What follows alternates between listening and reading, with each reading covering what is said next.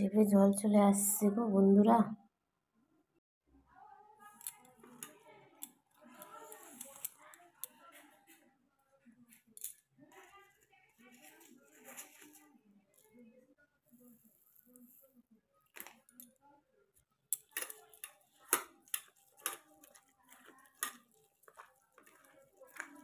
লেবু পাতা, চিনি, বিট নুন, কাসুন্দি, কাঁচা লঙ্কা।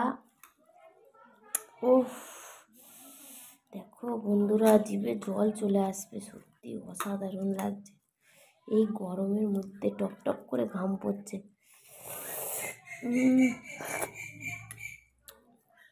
ও কি লাগছে রে, পাগল হয়ে যাচ্ছে কি। লেবু পাতাটা দিয়ে